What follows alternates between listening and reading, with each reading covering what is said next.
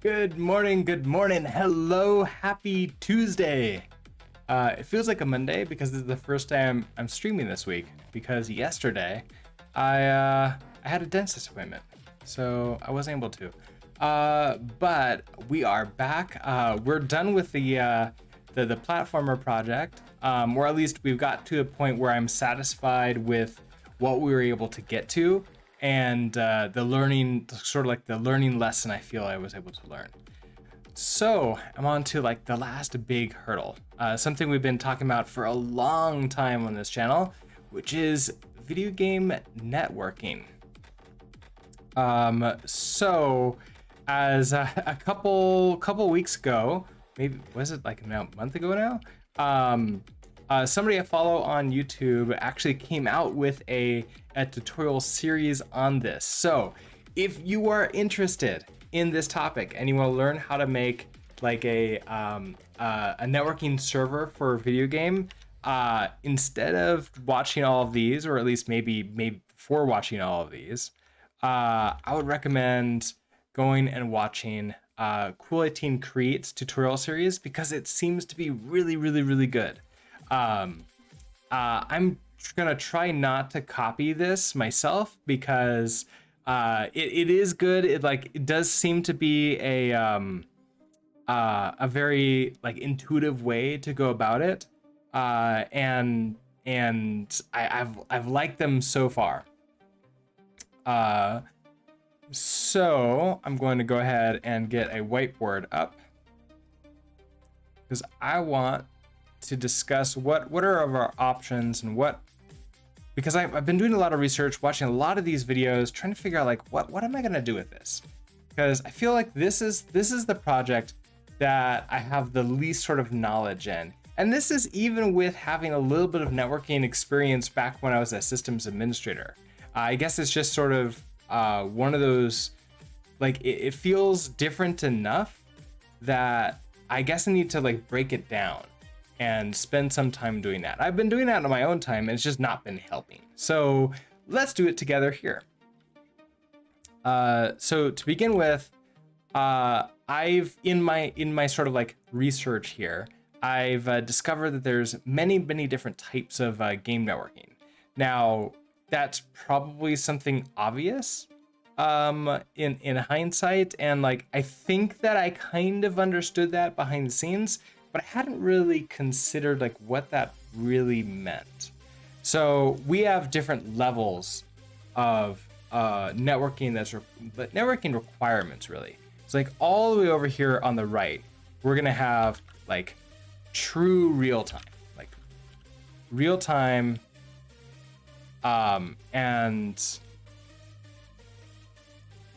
this is gonna be like when I do something, the other player sees it like instantaneously, like as close to exactly the same time as possible, even if you're over a network connection over the internet.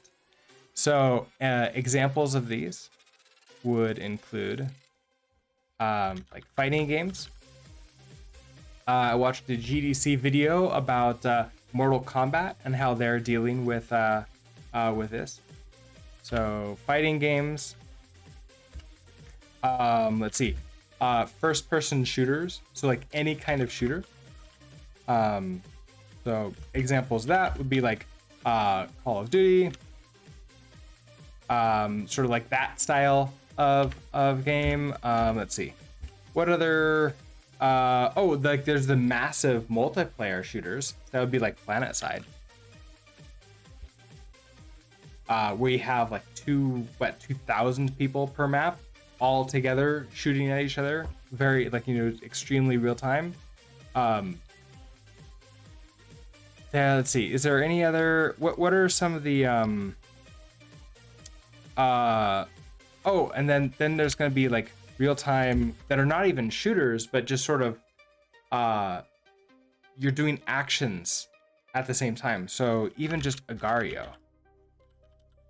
That was a game.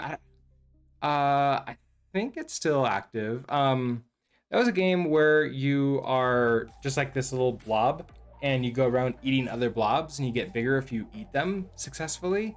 And that's real time because you're moving around and they're moving around at the same time, and you see them coming at you, and then you have to get out of the way. Well, I mean, that's kind of like a fighting game here, except slightly different. So these are some examples of like true real time and what we would need for that.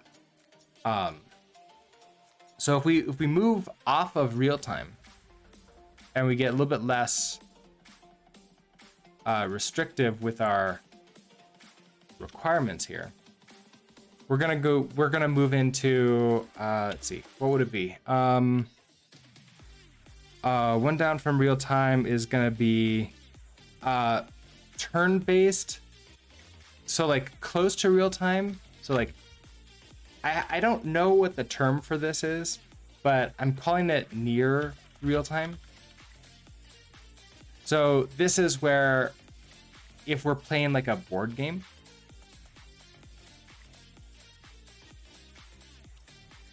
so like a board game, real time doesn't really matter that important. So like any kind of turn-based game, so a board game, poker, let's see, like a card, like the trading card game. So trading card, I guess that they're called collectible card games now, CCG games.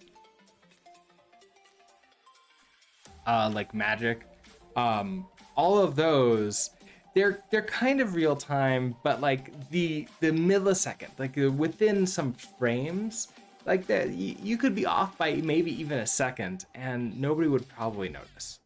So, that would like this is the next, like sort of like the next down. And then there's just like not real time at all. I don't even know what, like now we're getting to like names that I have no clue what to call them. So the next down would be Civilization had an email version of multiplayer for a while.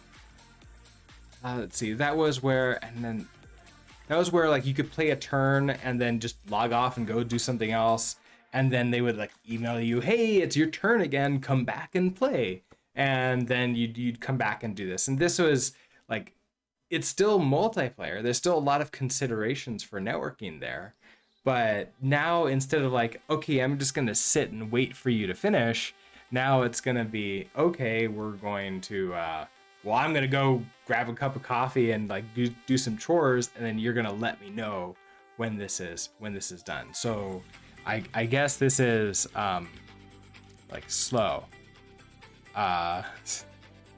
time. You can just call it slow.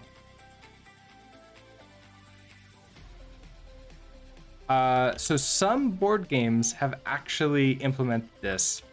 Let's see. I think I saw. Do I even have it on my? No, I don't have my phone anymore. What's the? What's the name of that? Catan might have done it like this, but I never played the digital version of it. What's the other? Actually have it on Steam. I'm gonna look it up right now. What is? Oh, there's too many things here.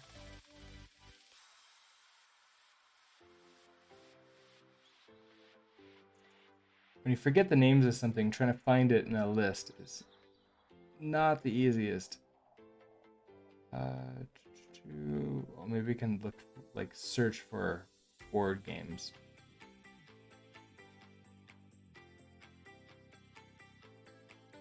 I've even played it in like real life too, but I forgot the name and it's not right in front of me, so I'm gonna have to hold off until some like later time.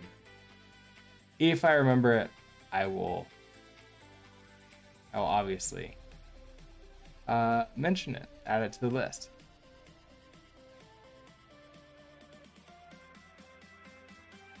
Okay, so these are like some board games, and this is gonna be, I guess, like an example of this. Let's maybe add. So slow is take a turn, go like other player will take a long time before they finish their turn. Need for everyone to be logged in at the same time. Oh, the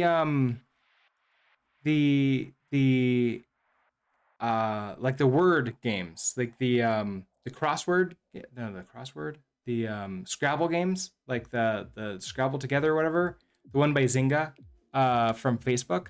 That's an example of this. That was super popular for a long time. I don't know if it still is, but like that's a excellent example of this type of networking.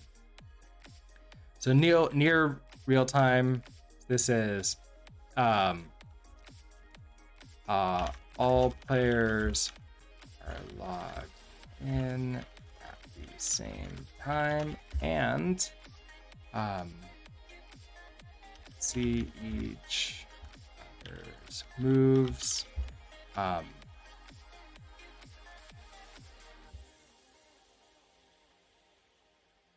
Then we have real time. So real time is within within like n number of frames. So we're talking about like, I don't know, 10 frames, 20 frames.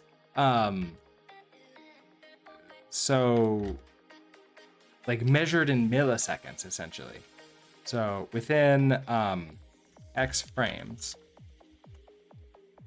see what the other player is doing so that we can react appropriately. And with these type of real-time games, if you can't, like if for some reason somebody drops and we're not getting that information and it's starting to come in like, 500 milliseconds to maybe even 100 milliseconds, that could be a reason to just drop. Like, okay, connection is bad, drop it. So I think these are like the big three types of multiplayer that we can sort of like deal with here. And I'm not necessarily convinced that slow is easier necessarily than near real time, but I am convinced that real time is harder than either of these two. And that's mostly because of the time requirements. In like fighting game like Mortal Kombat, especially one that's like used as an esport, you're gonna press like the button to punch. So your character starts punching. The other player needs to see that that character is punching, like in order to like know that they're gonna do a block. And if there's lag, just because not because of the internet, but because like the server itself is not very good, that's gonna cause that game not to be played very often.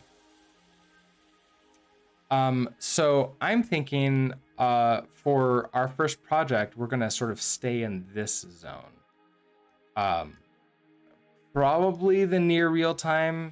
I don't necessarily want to go into like the slow side of it. But that's also because I don't have a game idea for this.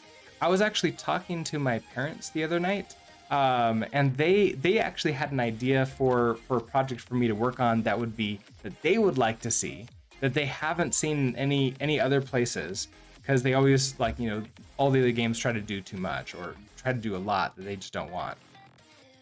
So what they want is let's see, let's do. We have like 3 computers here. And we're going to create a deck of cards. So just a single deck of cards on the dealers. So maybe we have dealer. So you're the dealer and everybody else is just a player. Which means they have a deck of cards and they can then have maybe a button that allows them to deal out. So they say, okay, I want to deal, and they can like send cards out to everyone. Just like a normal poker. The idea here is this would just be a deck of cards. There's no logic in it for like what the game is, because there's many games that they want to play that aren't necessarily tracked by, you know, by other systems. And a lot of the games that they've looked at that like try to like incorporate the rules for these other games just end up not being very good or not being able to like use house rules, and they just want a deck of cards. The dealer can see the deck, can deal it out, and then everybody else can sort of like see what their cards are, and nobody else can see, you know, each other's. So this way, over the internet, you can essentially play a game with each other. Alvin, hello. Pretty sure slow and near real time is the same implementation since they're both turn-based, aren't they? But I'm guessing so. Like I want to say yes, but my like I don't know. Some part of me also just wonders maybe there's like extra complexity because like at this point in time we have to like deal with multiple games at the same time from the same player. Because if we take a look at Carcassonne, that was the name of it. Like Carcassonne, the board game, for example. If you play like the mobile version of that one, you can launch like 10 games of Carcassonne, and it's just your turn with different people. So I think mine is going to be near real time, right? Because it doesn't need to be exactly real time. Like it doesn't need to be within frames, but it should be within a second.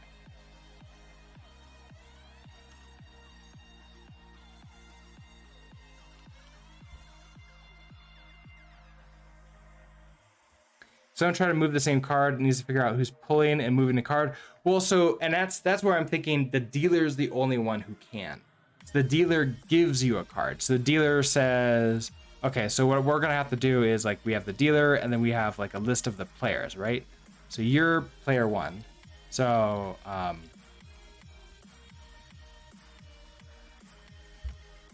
you're player one, and then we're gonna have to have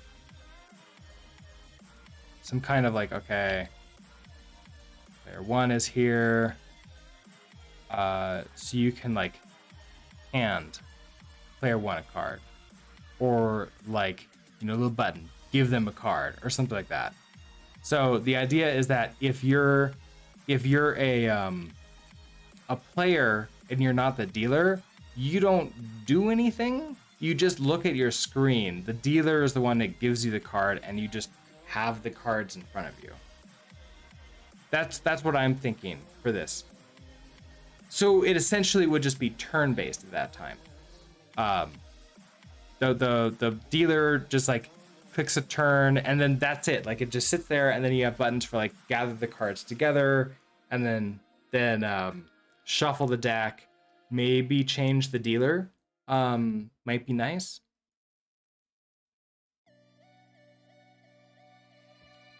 So that's what I'm thinking of. And so what we're gonna have to do is figure out what kind of server communications do we need to like support something like this. And this is like the simplest thing that I can possibly think of for like any kind of game. And it's really hesitant to even call it a game, because at this point that's kind of not what it like. It's not a game. There's no rules for a game. It sounds like Tabletop Simulator. Actually, my parents actually, when they were talking to me, they mentioned Tabletop Simulator. The problem for them is Tabletop Simulator was too complicated for them, which is why they can't use it. There's too many like specific mouse movements to like flip over a card and move it around and do other things. So they just wanted, can you just give me like a deck of cards in a browser or just in a computer, program window or something like that.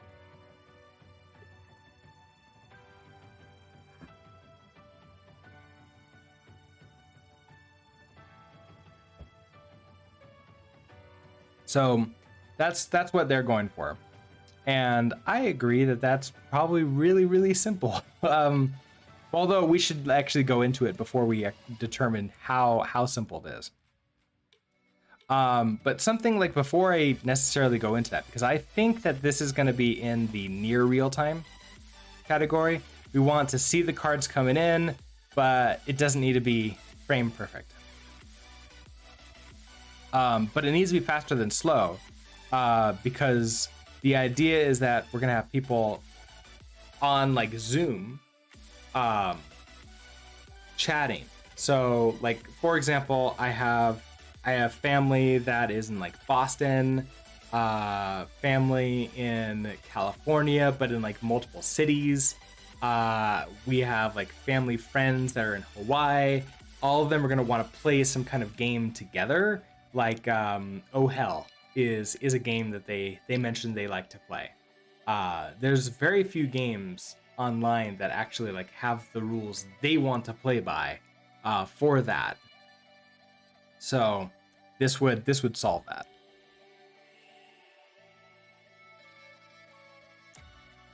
Okay, so networking. Like, what kind of networking server? I think no matter what, like, I think we need a server for architecture with this. The big thing is, as I'm developing and testing this, I don't want to like accidentally divulge my IP address. So just because of that, peer-to-peer is out. But as an example, like what that looks like, we have peer-to-peer.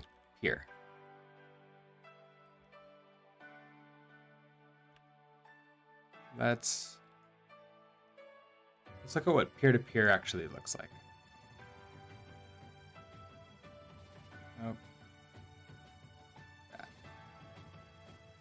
So peer-to-peer would be, I have a computer here. So this would be player one. And the player two has their computer here.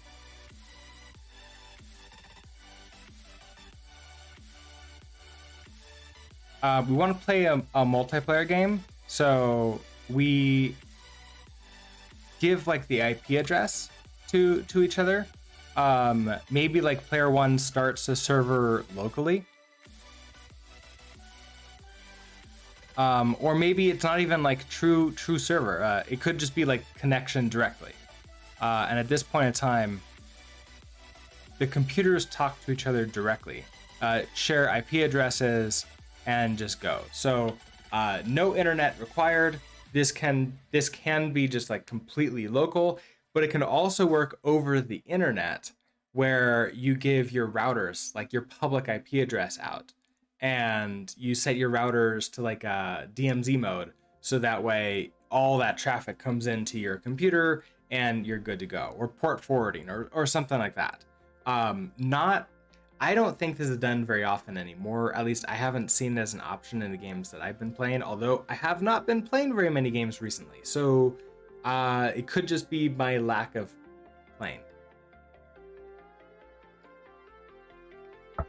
However, there's another type of peer-to-peer that I realized yesterday, which was server-based peer-to-peer, where we have player one player one creates a server here. So this is a server. Now, player one connects to the server and starts playing. Player two also connects to this server. And now the server's on players one's computer, so they have like ultimate control over that, can like set the settings. If they turn it off, the entire multiplayer game's over. So like there's things that are like not good about it from a player's point of view, but there's things that are really good about it from the player's point of view as well.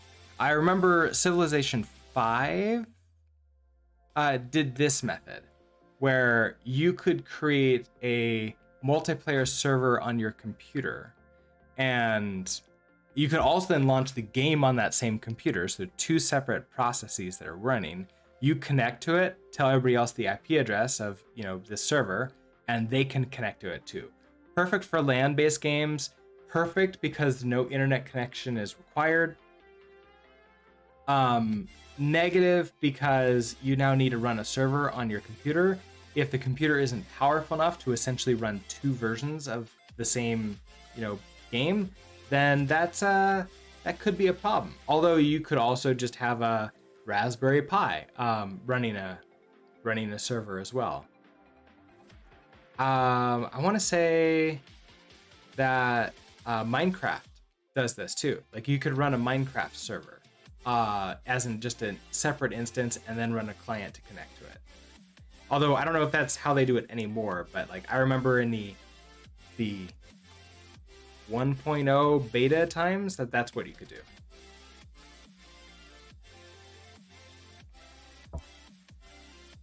These are the two ways of doing peer-to-peer. I'm not going to be doing this because of the IP address problem.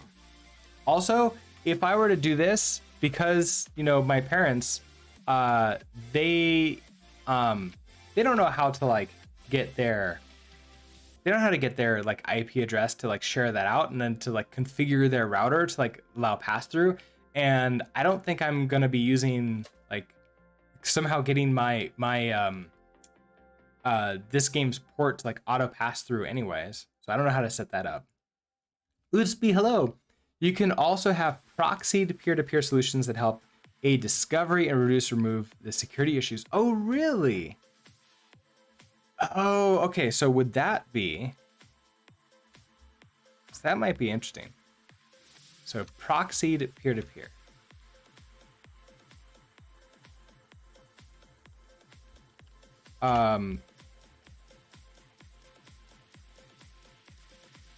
So in proxied peer-to-peer, we still have like this player one and player two.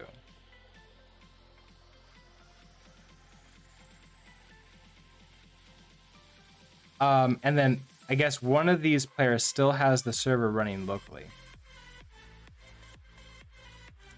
This is what I'm guessing, right?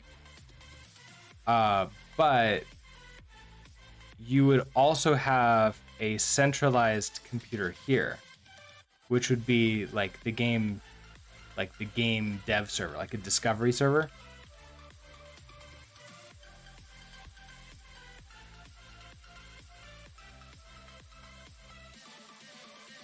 That would go here.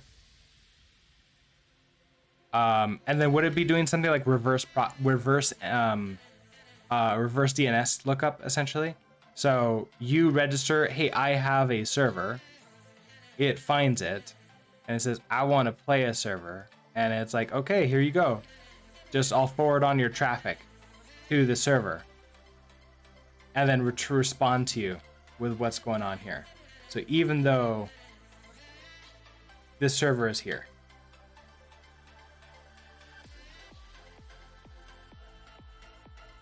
I'm actually,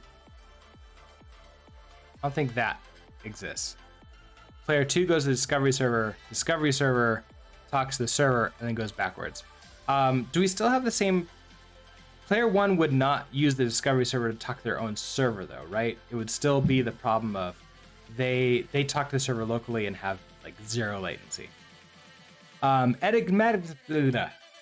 Okay, that was bad. Enigmatimson. Good morning. Hello. Okay. Chantilly. Hello. Good morning.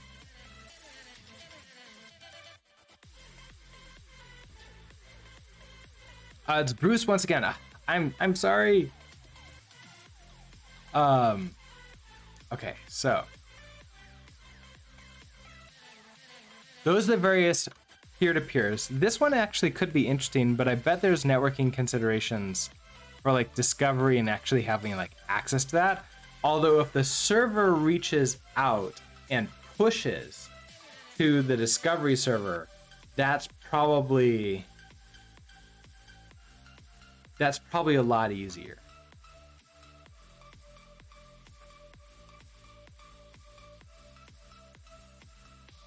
Okay, so then if we go into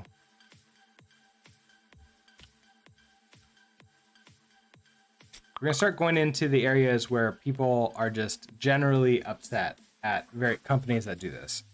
But the more I'm looking into it, the more I'm sort of like realizing why it's done. And this is gonna be hosted. Like hosted multiplayer. So what does that mean?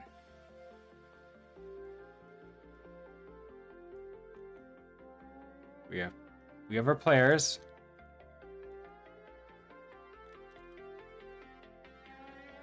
And then we're gonna have a game server or 2 or 1,000. You're learning Java and it's so easy. Remind me again, what was your stack before? It was JavaScript and then Python, or have you learned Python already, or was it Java and then I can't remember. You told me last week.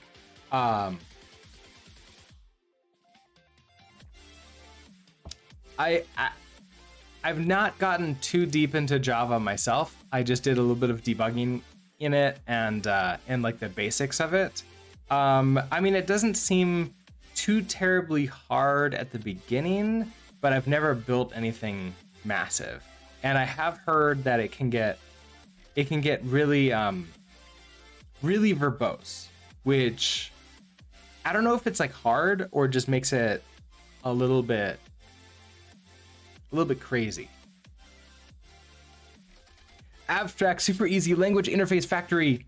Yeah, that we can get named. Well, don't forget, it's abstract super easy language interface factory. My factory equals abstract super new abstract super easy language interface factory.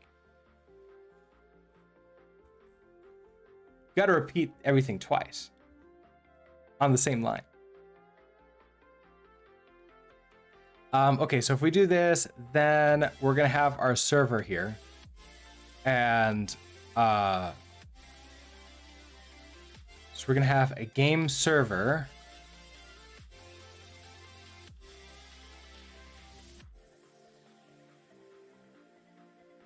And both people just connect directly to it.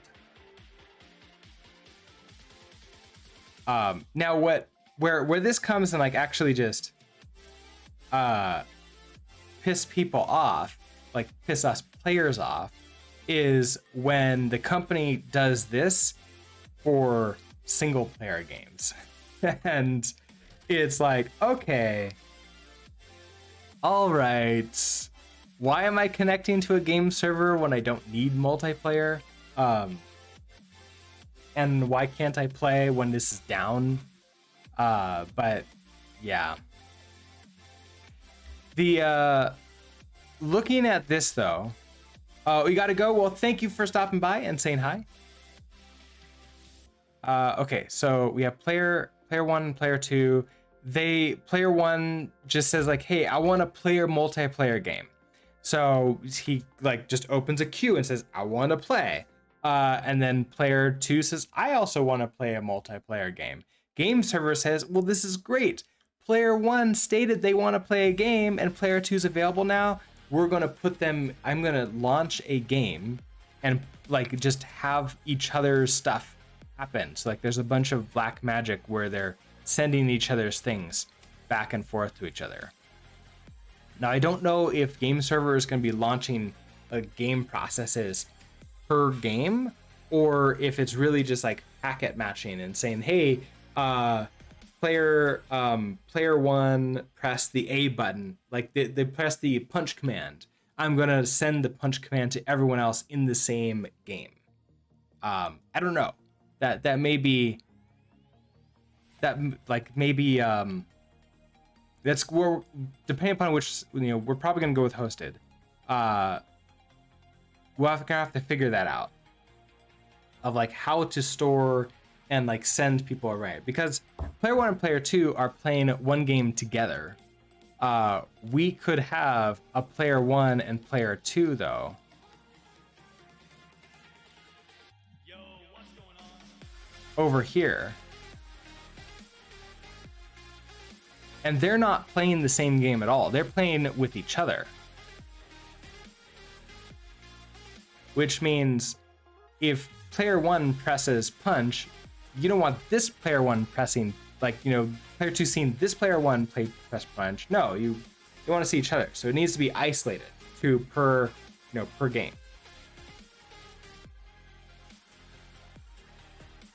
So now we get into the problem of multiple games happening at the same time, and this one game server has to handle them all, or at least has to handle a bunch, and we just like horizontally scale game server as it happens.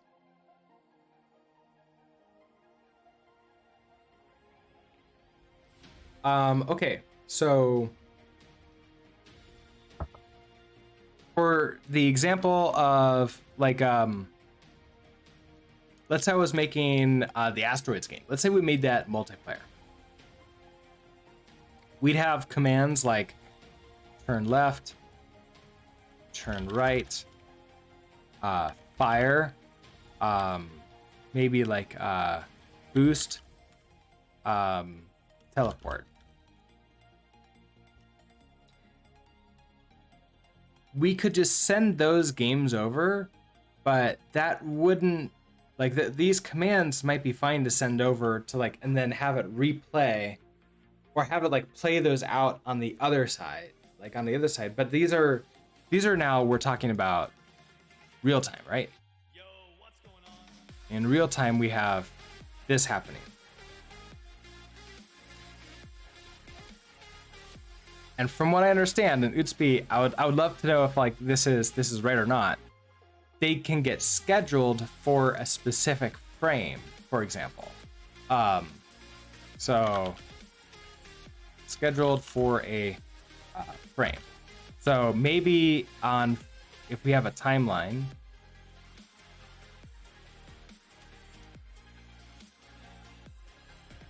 So we have like 1, 2. Sure. 1, 2, 3, 4, 5, 7, 8, 9, 10.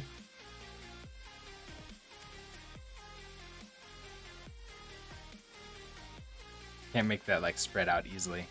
So we have these frames happening here. When a button is clicked, like punch, maybe you clicked that on frame 1. So player presses A.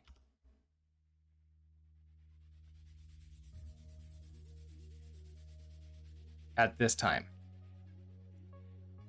You schedule that for maybe this frame here. So player or avatar, or like punch begins. Happens here. and then you use this as a buffer to give ourselves time for the network request to happen. I'm not sure how many frames we'd want to wait for this. Might be 7, might be 100, might be 15. Like, it probably depends upon how real time we're talking about. But this could be like a real time way to sort of like handle this if we want to like have smooth animations and like try to keep things predictable. So that way, hey, I press A, I always know there's this little delay before my punch begins. And it's always consistent and the same. That only happens with real time. With this turn-based, how would we know whose turn it is? The game server, we're gonna have to launch a game.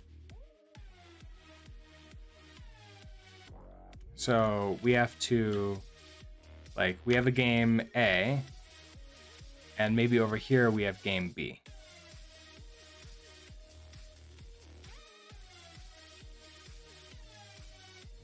We have to know who's playing. So does that mean we have to have authentication at this point of time? We have to have some kind of like authentication just to know what the clients, like who the clients are. There are a lot of variations on how to handle networking. Specific games have specific requirements that dictate things like the ability to use prediction and resolve sync issues.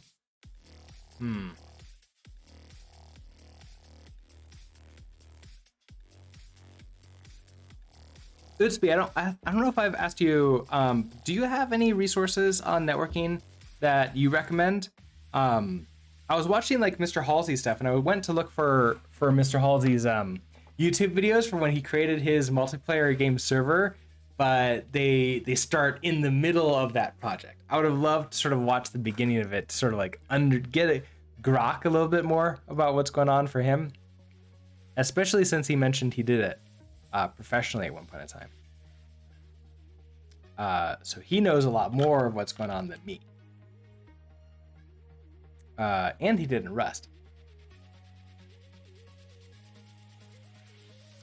So if I do this, I need to know that we have player 1 and player 2. Over here, we have player 1 and player 2. Then we have to know that it's your turn. So maybe we can have some kind of like token or something to say like, okay, it's players 1's turn. Maybe it could be like a flag. So it's your turn, and you're doing something. So that means we're only listening for commands from player 1 and player 2. And in turn-based, I can do polling. I could probably get away with slow polling. Like a slow poll might work. In HTTP, the spec states that you can hold an HTTP request for 30 minutes before it times out. Now, a lot of clients don't necessarily hold to that. Like a lot of clients will time out way before 30 minutes. But a great example of slow polling and like in real world is Facebook's feed. Now, it's been a while since I've used Facebook, so I don't know if they do this anymore. Maybe they switch over to WebSockets. But for the longest time, what they would do is the client, the browser, would make a request and say, hey, is there anything new for my feed? And the server would then look up and say, no, there's nothing new for you. But because there's nothing new, it doesn't respond right away. It keeps that connection open and says, okay, well, I'm going to start like, I don't know, some recursive search or some search, some like infinite loop, probably in a thread or something, and say, okay, well, is there an update now? Is there an update now? Up to however long, 30 minutes probably. If there isn't, it responds by saying, yeah, we couldn't find anything. And the front end says, okay, well, here, let's try again immediately. It opens that 30-minute window open again. But if like at any point of time it says, oh, there's an update, it then responds. It kind of can look like real time, except the front end's not making like 1,000 requests, per second. It's just making, well, I guess it could make 1,000 requests per second if there's that many updates happening.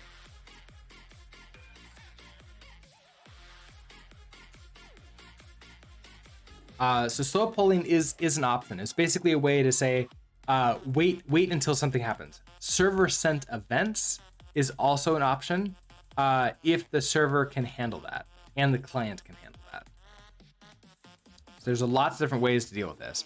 But basically, game server is going to be receiving messages from, I guess, player 1 and player 2 could also send a message, I suppose.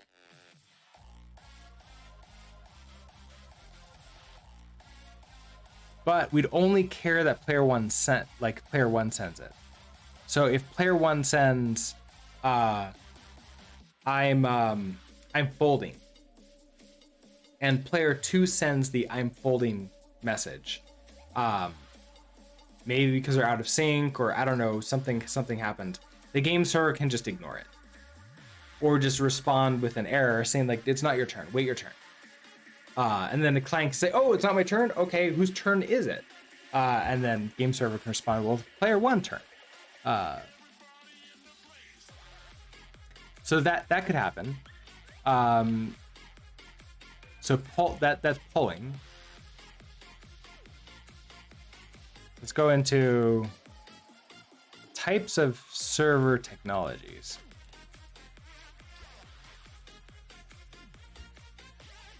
Server tech. Okay, so we have just straight up polling.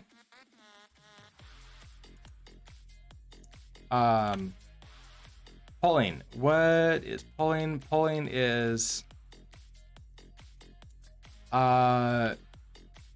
client sends a HTTP request many times or as often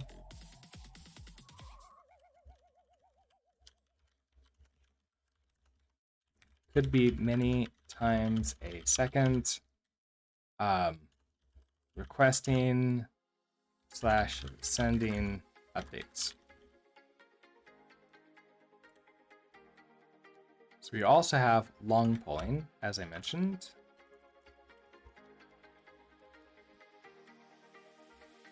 With long polling being client sends an HTTP request,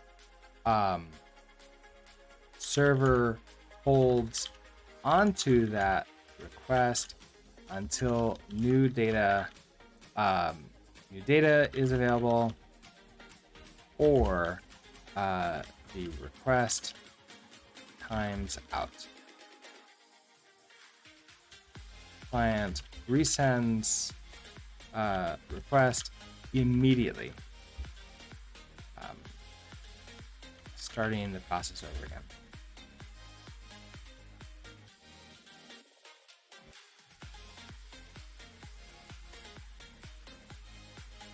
Those are very standard, like web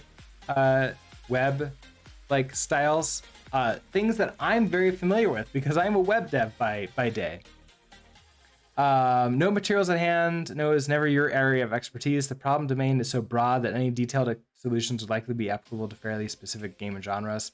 Okay, I guess that does make a lot of sense. It's also probably the reason why I'm having so much trouble finding any kind of like resources to like just learn this. But we'll figure it out together. We'll probably be doing lots of different types of games over, well, that will do different networking requirements.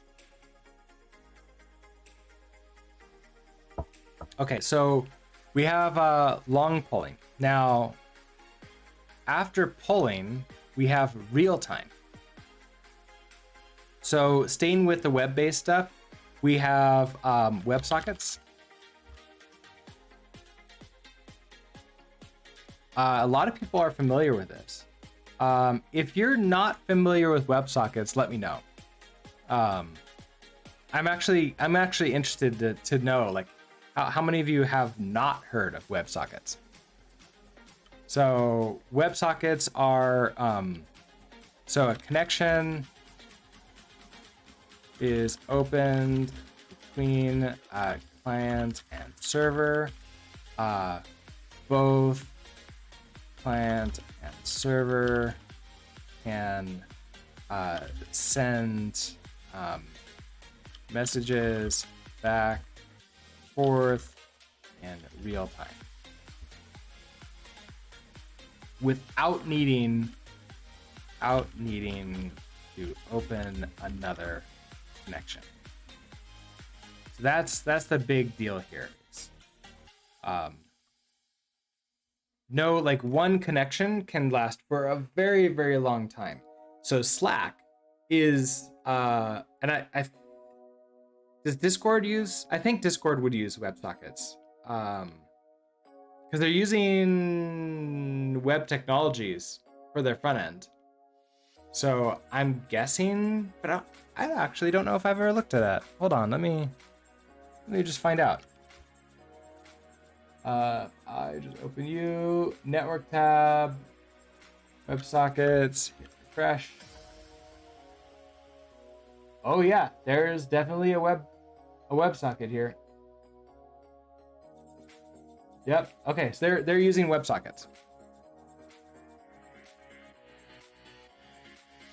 Because if I look at all of this stuff, yeah, it looks like oh no, turn off all. Like lots of stuff that's going out to grab, but WebSockets is probably going to be one of the most important things.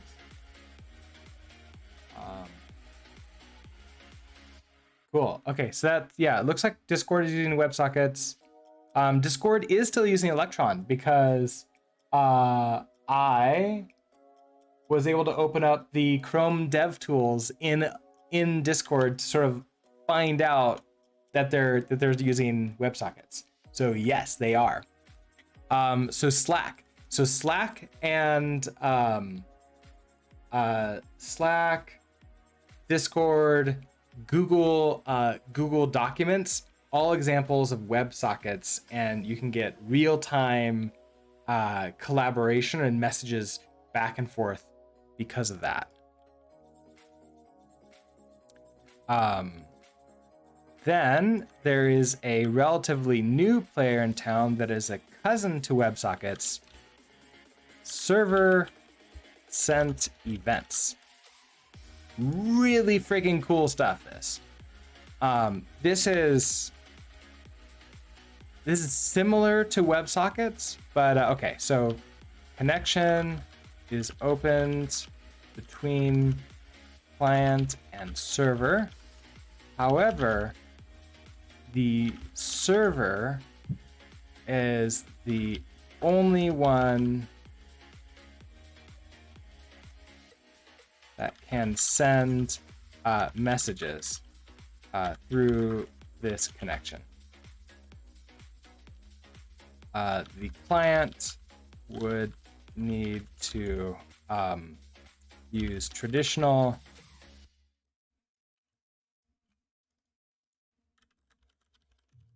like HTTP request to send a message. So what this means is you open up a connection between like your client and the server can now just push events to the client. And then the client is just sitting there receiving them. If it wants to send, it has to just open up a new connection, send that, and close the connection. It's not two-way. And excellent. Now, so I don't know if like stock pickers use this, or like Twitter, but that would be an excellent use. Would be like Twitter, stock tickers, news feeds, things like that. Like RSS could be probably like replaced by this essentially. You could just have this window open and just getting this information, receiving it.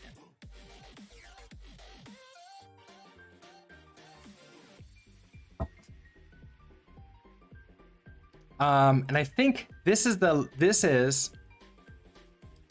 my knowledge about the web technology we can use. There's still some more though. So RPC / gRPC. I do not know much about this. Just basically somehow send messages back and forth between systems. I mean, I might as well just replace this with like big question marks. I do know that Rust supports RPC and gRPC. Well, actually, I don't know about RPC, but I do know it supports gRPC. I don't even remember what gRPC, like what they stand for. Remote protocol connection? I don't know. Let's see. But after this, I don't know what, like just, I guess, sending TCP directly and like creating your own remote procedure call. Okay, that's what it is. Thank you. So, remote procedure call. Does anybody remember what the G part stands for in the gRPC? Is that just Google?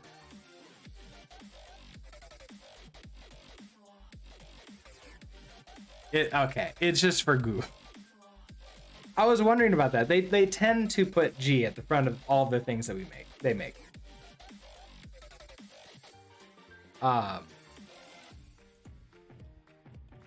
So I don't know what the right solution for this is. Obviously, for different needs, different ones of these are going to be, required. So, for example, WebSockets and server-sent events, probably more for real-time games. Hello. Okay, so what I'm doing is I'm learning networking, learning video game networking, like how to do it, and I'm going through just like listing out all of the server tech that I'm aware of that could potentially be used to do this. And then we also went before that through like what the different types of networking architectures might look like from a very high level point of view, and then just in general, what are the different types of games that need and what their needs are for it. And there's a ton. Like, there's no one networking solution that solves it. Real-time games, even within real-time games, like how real-time it needs. WebRTC. Oh, I forgot about WebRTC. Is that still a thing?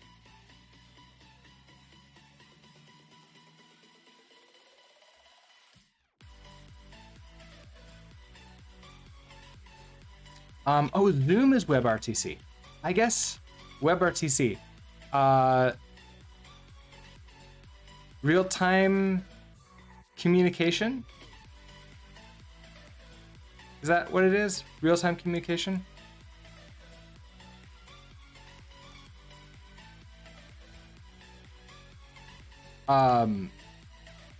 Often used for, let's see, this is often used for like video conferencing. I remember when WebRTC first came out and it was like a big, huge deal, and like I just fell off the radar. Like I stopped hearing much about it. Okay, so that's good to know. Zoom is using WebRTC. Interesting.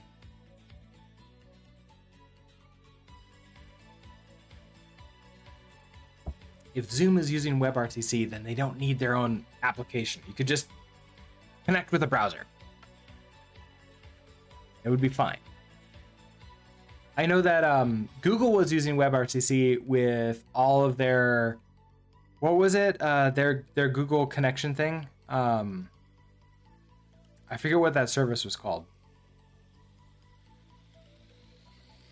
Web technologies rarely go from massively hyped to not mentioned much. I guess that it just became normal, like just like solid, maybe. Basically anything with video voice communication, they are WebRTC. Okay, or maybe just people don't care about it anymore, or like nobody's making video stuff anymore because Zoom won.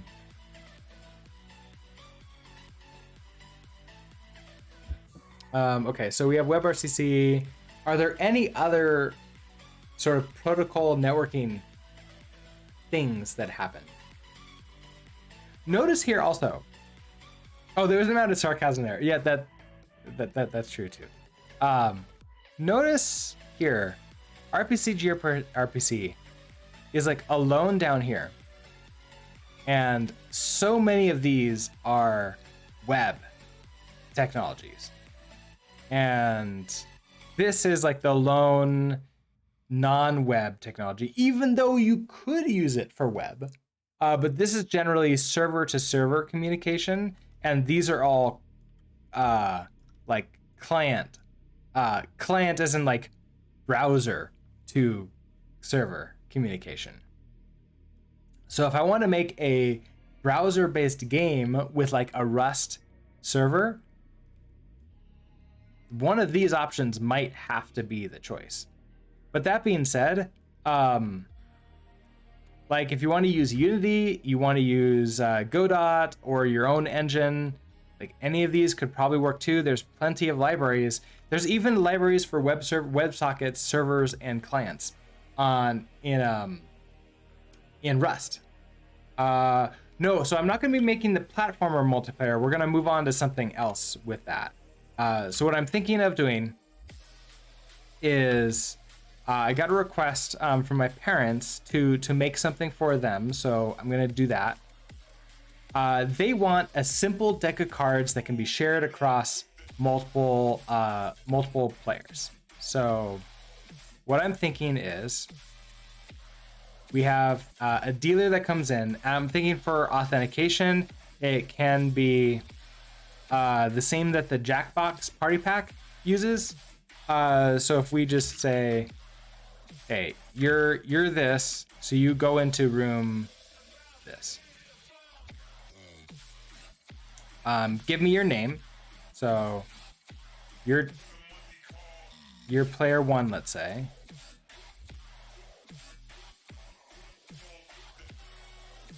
You're player 2.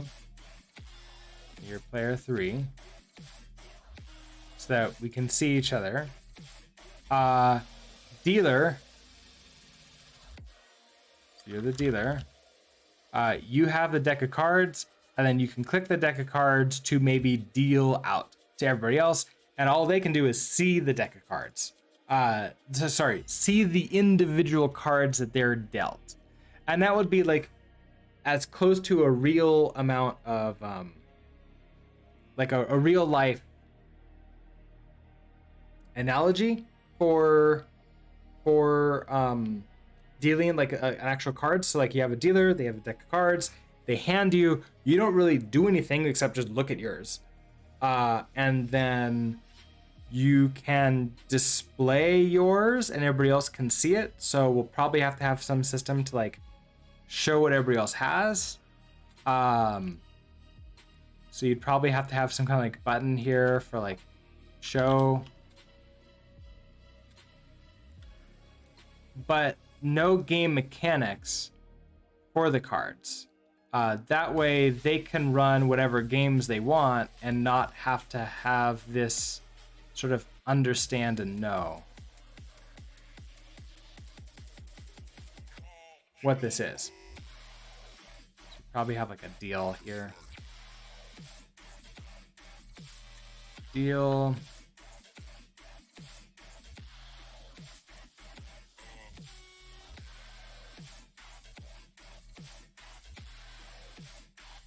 So with this, real time is necessary, but not not FPS real time. So near real time is nice. Now this is not like the full game sort of like plan for it. We probably want to do like actual real, like a real interface to like figure out what that looks like. We're gonna need to figure out like, is this something we want to have them be in a browser? I'm actually thinking that a browser based for them would be really handy. First of all, they want to play this with a lot of friends, and I can't necessarily guarantee how they would what the tech level of these friends are. May not even know them, and I don't want to have to be like, okay, so now right click the game and click it's okay that there's no security, there's no the signing certificate on this application, and then go ahead and run it, and there you go, now you're good to go. So web is probably the easiest for them. Just go to this website, go to like deckofcards.brooksbuilds.com, do something like that, and then just like enter in your the room number that I'll give you, and we'll go from there.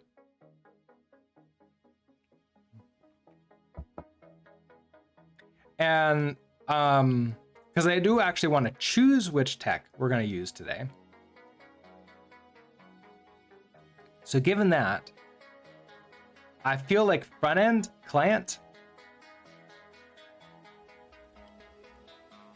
would probably be a website, like a web page.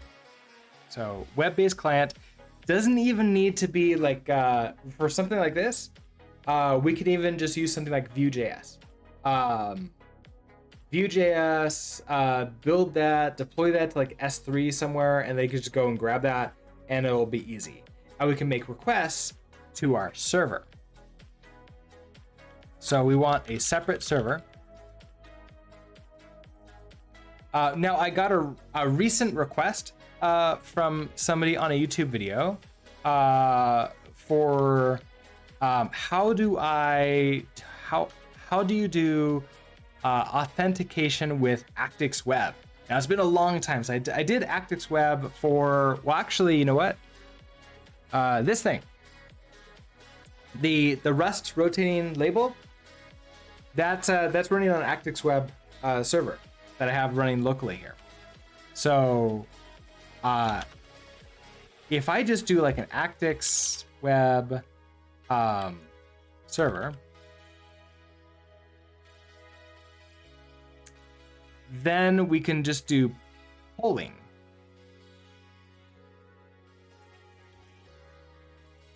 So we'll do a poll strategy for update. Then we can do sort of rooms. I think then with Actix Web Server, if I want to, now I don't need to have a database. As long as the web server is up and I only have one of them. If I horizontally scale this, then I potentially would have to have any kind of server. Now for full authentication, I don't think I'm going to do like full authentication, but I might do this sort of like Jackbox style authentication. WebSockets, we could definitely do WebSockets. I don't think it's that hard to like set that up. Okay, so we have Actix Web Server or WebSockets, or both. We could also do like a hybrid, have WebSockets and an Actix Web server, because like there's gonna be one thing where it's okay, I want to register for a new game, I want to be a host for a game, so give me a code. All that stuff could be set up with Actix Web Server, and then the WebSockets for actually, hey, I'm serving, like I'm playing this, I'm playing the game. That might be one server. It's probably two servers at that point in time, with a shared database.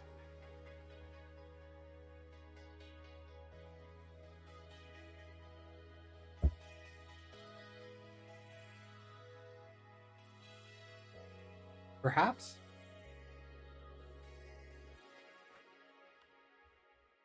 So if we look at the architecture for it, we have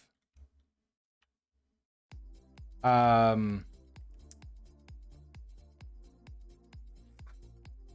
we have our client. So here's our client. It's a web page, probably in Vue, or just native.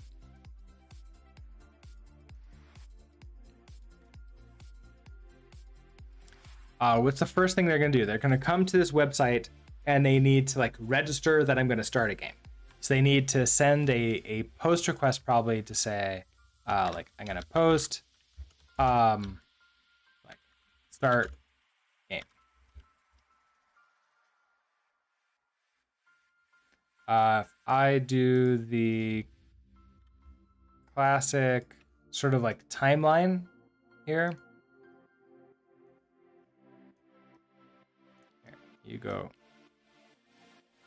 So client's gonna say post to start the game. So we have our client up here. We have our server up here. Okay, post to start the game.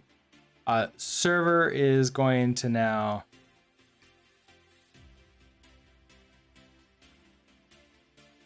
what would the server do? The server would I guess like register a game.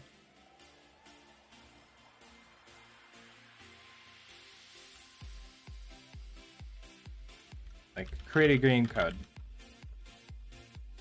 Okay, create a game code. That have to be stored away. And then this gets returned back.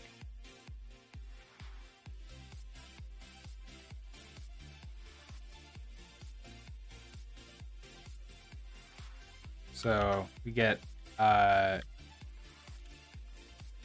game code back.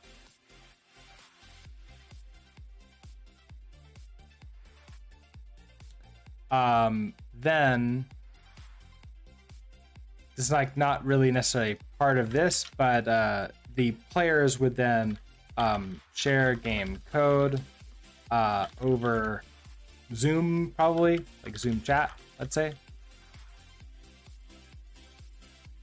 Which means we now have multiple of these join game.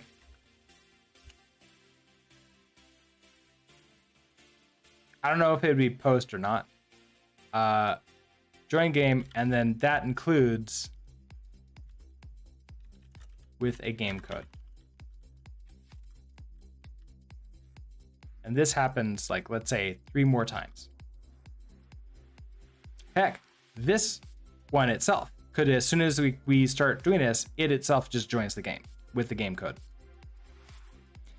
So then the server for each of these now has to do something with that.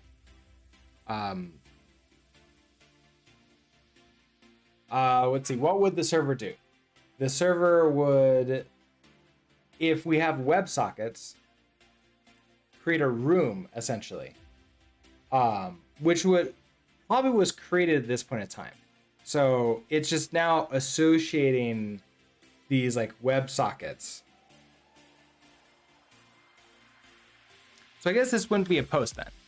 This would be like WebSocket. WebSocket open.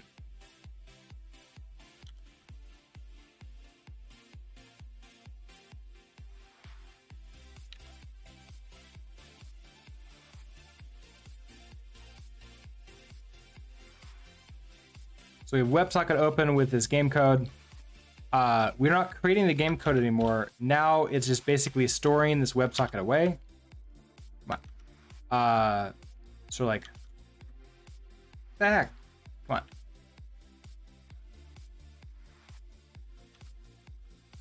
Store web socket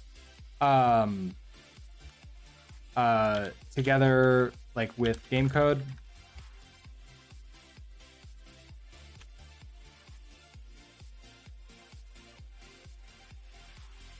So then at this point in time, if the game like the dealer. Dealer says WebSocket. It's not gonna be open. It's now gonna be like a message.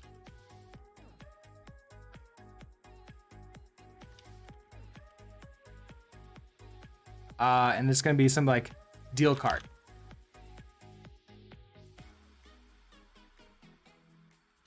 So it would be like maybe add card to every player, send new card to each player.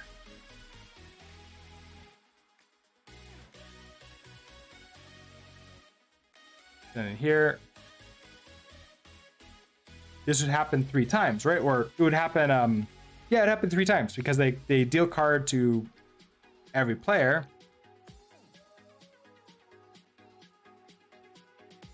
To receive a card.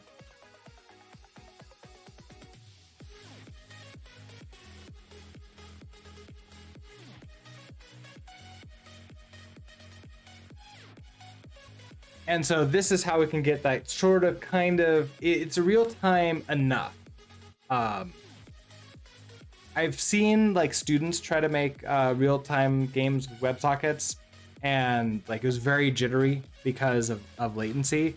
But with something like this, it wouldn't matter that much because it's not true real time. It's near real time. Although it's like as close as we can get to real time. So like this is, I think this could potentially work. Now this isn't going to be like true authentication using Actix Web or something like that.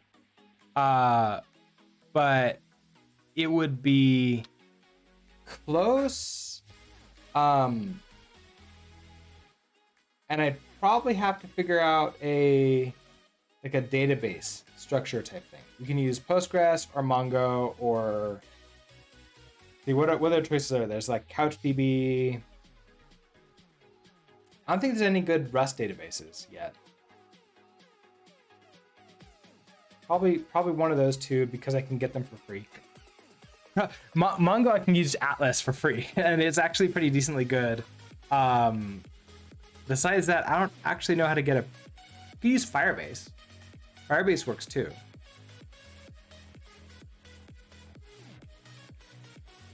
I don't know if I could use Firebase with Rust. You can probably figure it out. It's probably just HTTP requests to it.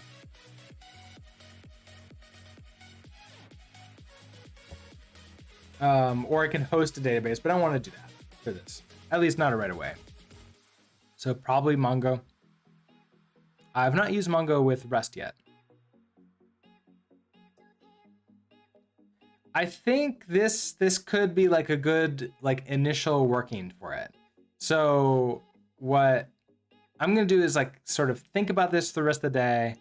Well, obviously I'm doing my normal day job too.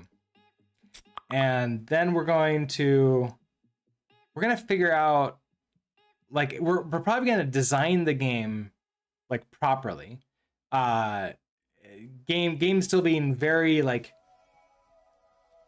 quotes around that because it's not actually a game. It's more of just like here's a deck of cards and like it's a shared deck of cards experience. Rust has an FFI, so if it is possible with C, it's possible with Rust. That is very true. That is very true. So we have all the communication options of C open to us as well. That being said, I don't know how helpful that would be or not.